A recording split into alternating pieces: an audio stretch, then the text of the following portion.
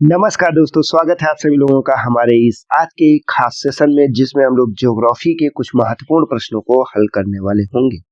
तो आप बिल्कुल रेडी होंगे। बिना देर किए हुए हम लोग आगे बढ़ते हैं आज के अपने पहले प्रश्न पे। हमारा प्रश्न है, भारतीय उपमहाद्वीप में वह देश कौन सा है जहां राष्ट्रपति प्रणाली का शासन है? भारत है, नेपाल है, श्रीलंका है, बांग्लादेश है। इसमें सिर्फ आपको भारतीय उपमहाद्वीप के अंतर्गत कौन से देश में राष्ट्रपति प्रणाली लागू है उसको बताना है। तो यहाँ पे आपका श्रीलंका सही है, क्योंकि श्रीलंका वह देश है जहाँ पे राष्ट्रपति प्रणाली लागू है। यहाँ राष्ट्रपति ही कार्यपालिका का प्रमुख होता है, जबकि भारत में क्या है, भारत में बेटा संसदीय प्रणाली लागू है। यहाँ पे सिर्फ एक प्रतीक के तौर पर राष्ट्रपति प्रमुख होता है, बाकी सारी वास्तविक शक्तियां आपके प्रधानमंत्री में निहित होती हैं। हम बढ़ते हैं अपने अगले क्वेश्चन पे। कन्याकुमारी की भौगोलिक स्थिति के संबंध में सही कथन क्या है?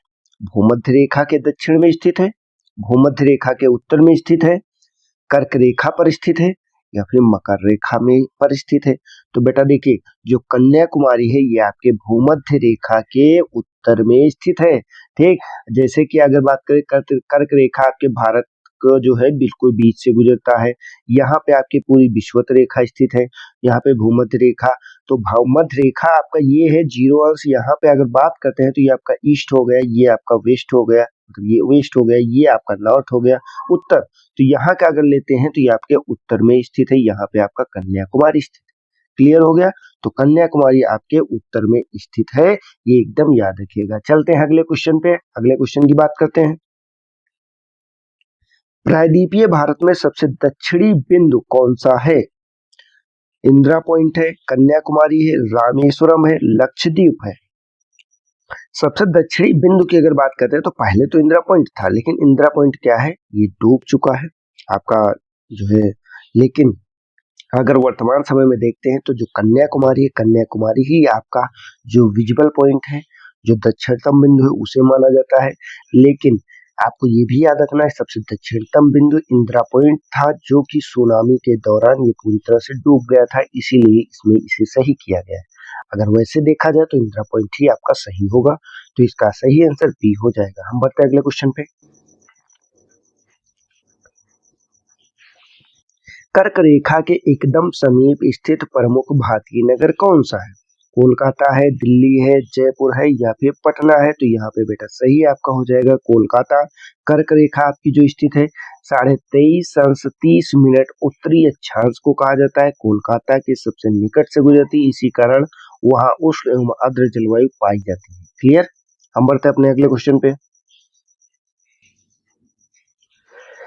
भारत का वह नगर जो कर्क रेखा के सबसे निकट माना जाता है, उदयपुर, त्रिपुरा, मुंबई, अहमदाबाद, या फिर चेन्नई? बेटा तो यहाँ पे देखिएगा कौन सबसे नजदीक है, तो उदयपुर जो त्रिपुरा है वो आपका कर्क रेखा के सबसे नजदीक से गुजरता है। अगर कर्क रेखा की बात करते हैं तो ये लगभग 8 राज्यों से गुजरता है। उन 8 राज्यों के नाम भी आपको याद रखने हैं, जो हम आगे भी पहले भी बता चुके हैं और आगे फिर बताते रहेंगे, लेकिन आप इसे याद रखिएगा। हम चलते अगले क्वेश्चन पे।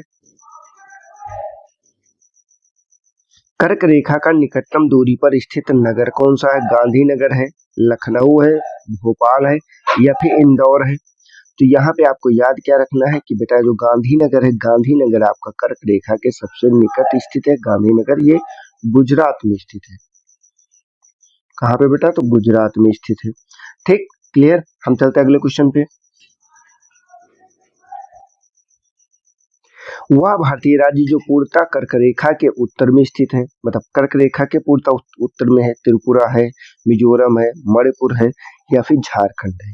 तो यहाँ पे जो मणिपुर बेटा स्थित है ये पूरी तरह से उत्तर में स्थित है, जबकि त्रिपुरा हो गया, मिजोरम हो गया, ये जो राज्य है कर्क रेखा से ही गुजरते थे, तो इसीलिए यह इंपॉर्टेंट हो जाता है। क्लियर? हम चलते हैं अगले क्वेश्चन पे। कर्क रेखा भारत के कितने राज्यों से होकर गुजरती है? देखिए बेटा वही क्वेश्चन आ गया, अभी तो हमने बताया आपको 8 राज्यों से होकर गुजरती है। अगर राज्यों की बात करते हैं तो चलिए बता ही देते हैं। एक पहला तो आपका गुजरात ही हो जाता है। ठीक, गुजरात हो गया। दूसरा आपका कौन सा हो गया? दूसरा आपका राजस्थान हो गया। तीसरा आपका एमपी हो गया, मध्य प्रदेश हो गया, जो आपका एमपी हो गया। इसके बाद छत्तीसगढ़ आपका हो गया है। ठीक, छत्तीसगढ़ के बाद में आपका झारखंड हो जाएगा, क्योंकि झारखंड से भी गुजरता है।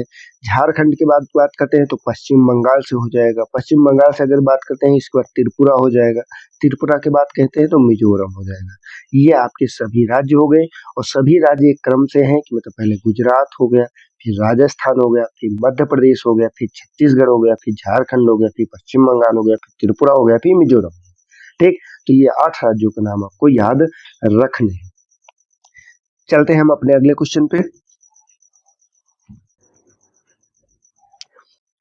80 अंश पूर्वी देशांतर और कर्क रेखा का मिलन किस राज्य में स्थित है? जो मिलन है वो किस राज्य में स्थित है? उत्तर प्रदेश है, मध्य प्रदेश है, बिहार है, या फिर झारखंड है? सिंपल सा प्रश्न है कि 80 अंश पूर्वी देशांतर, जो आपका पूर्वी देशांतर है ये आपका 80 अंश होना चाहिए। ठीक, और कर्क रेखा जो आपकी है ये 23.5 अंश होना चाहिए। ठीक, कितना? 23.5 अंश। ये आपका दोनों का जो ये मिलन पॉइंट है, ये मिलन पॉइंट कहाँ पे स्थित है? ठीक बेटा, तो ये आपका स्थित कहाँ पे है? तो ये आपके मध्य प्रदेश में स्थित है। अगर 82.5 अंश की बात करते हैं तो ये आपका कहाँ पे आ जाता है? ये आपका उत्तर प्रदेश में आ जाता है, लेकिन ये आपका कहाँ से? आपके एमपी में हो गया। क्लियर? हम चलते हैं अगले क्वेश्चन पे। 10 डिग्री चैनल किसे पृथक करता है? ये बहुत बार पेपर में पूछा गया, बहुत इंपॉर्टेंट क्वेश्चन है। अंडमान को श्रीलंका से, अंडमान को निकोबार से, लक्षद्वीप को मालदीव से, निकोबार को म्यांमार से। तो बेटा याद रखिएगा, ये अंडमान को निकोबार से अलग करता है 10 डिग्री चैनल। क्लियर? तो इसे आपको याद रखना है, लगभग 10 डिग्री जो उत्तरी अक्षांश के आसपास स्थित है, द्वीपों से संबंधित है। ठीक है, क्वेश्चन आपको इसे याद रखना है। हम चलते हैं अगले क्वेश्चन पे।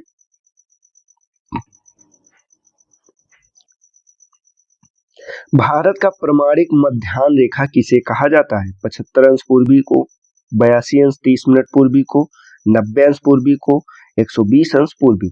वैसे अगर भारत की अवस्थिति की बात करते हैं तो भारत आपकी यहाँ पे स्थित है, मतलब सिंपल सा क्या है, ये ईस्ट है, ये वेस्ट है, ये आपका नॉर्थ है, ये आपका साउथ है। तो अगर इसकी स्थिति की बात करते हैं तो ये आपका पूर्व में स्थित है, और पूर्व के साथ में उत्तर में स्थित है। ठीक, तो ये आपका पूर्वी उत्तर में स्थित है, और इसीलिए आपके पूर्वी में तो देशांतर में पूर्वी आना ही पड़ेगा, और पूर्व उत्तर भी आएगा।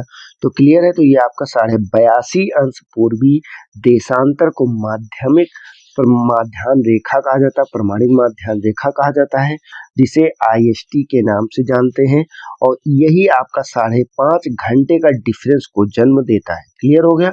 ये भारत के लिए एक ही है, बिल्कुल मिड से गुजरता है, और इसे आपको याद रखना है। हम चलते हैं अगले क्वेश्चन पे। यदि भारत की मानक समय रेखा पर माध्याह्न हो तो 120 अंश पूर्वीय देशांतर पर स्थानीय समय क्या होगा? क्लियर? यहाँ पे देखिए सिंपल सा कह रहा है, क्या कह रहा है बेटा?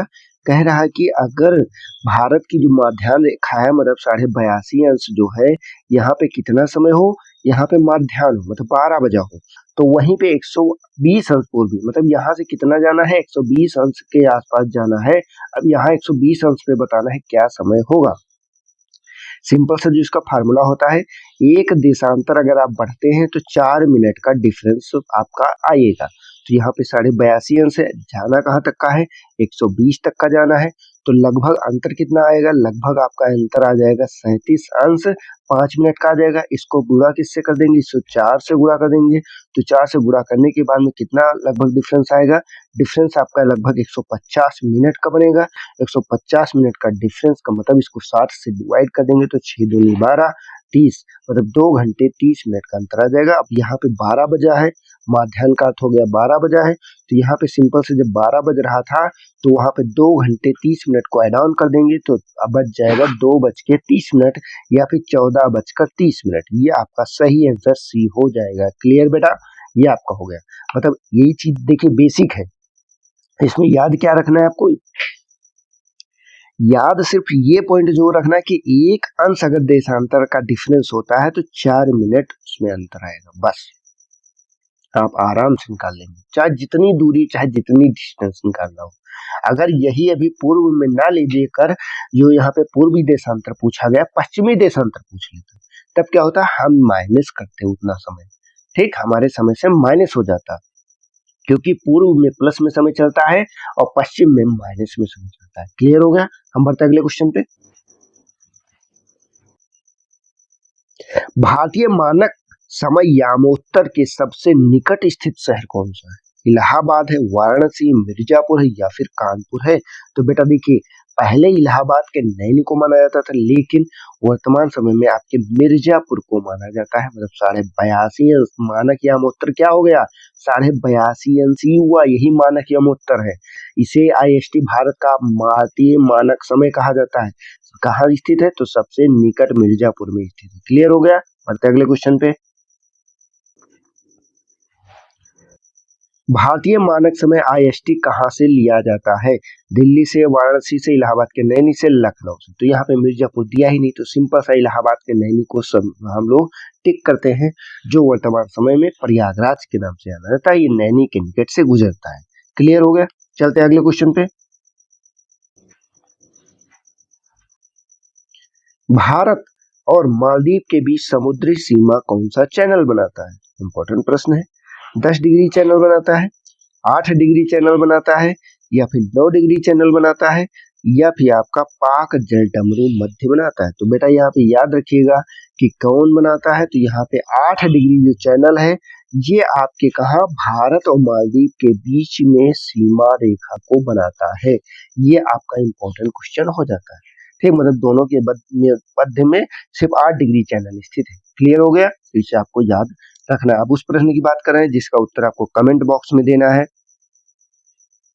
9 डिग्री चैनल कहाँ से गुजरता है? अभी 8 की हमने बात कर ली, 10 की बात कर ली, हम 9 की बात करते हैं, स्थित है। लेकिन एक कमेंट बॉक्स में आप बताइएगा, अंडमान और निकोबार के बीच, लक्षद्वीप और मनिकाय के बीच, भारत और श्रीलंका के बीच, भारत और मालदीव के बीच, तो किसके बीच से गुजरता है आपका 9 डिग्री चैनल? कमेंट करके जरूर बताइएगा, हम आपके कमेंट का करेंगे इंतजार। चलते हैं उस प्रश्न की बात कर ले रहे हैं जो हमने आपसे कल से पूछा था। प्रश्न था, एक ही कब्र से 3 मानव कंकाल किस स्थल से प्राप्त हुए? ये दमदमा था, लेखनिया था, बागोर था या फिर गुफरा था? तो इसका सही आंसर आपका ए हो जाएगा, दमदमा।